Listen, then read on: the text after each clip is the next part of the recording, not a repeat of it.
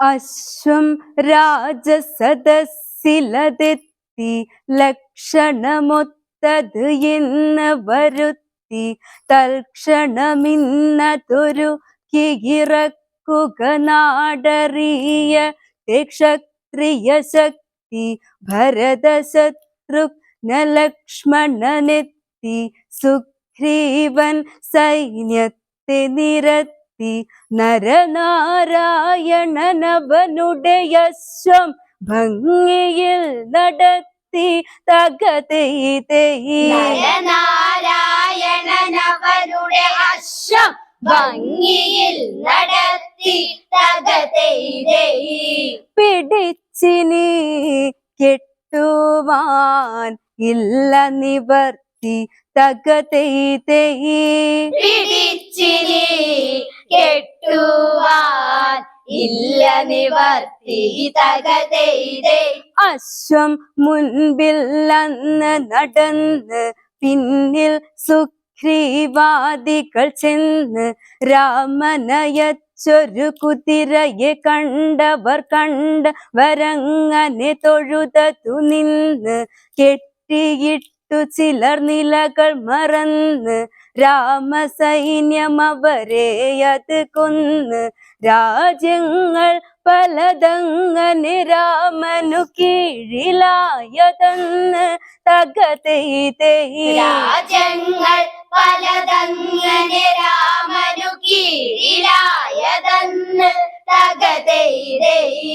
രാമാശം ആ യാത്ര തുടർന്നതെന്ന് തകതൈതൈ.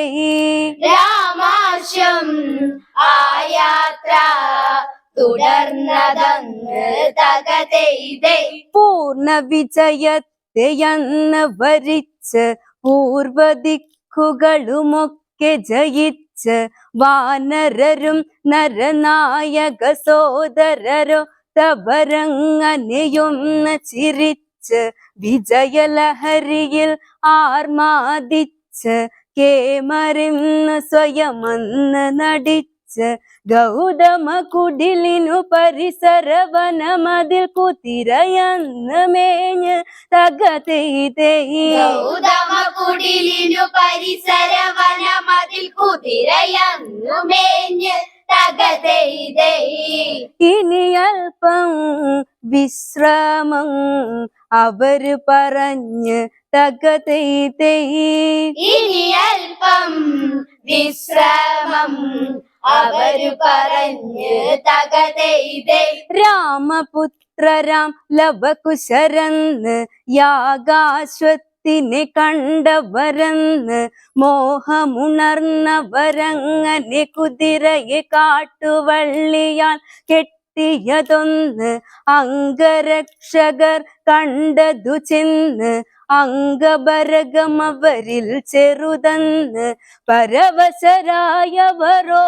മറഞ്ഞു കഴിഞ്ഞുടൻ ഭയന്ന് തകതൈതൈ.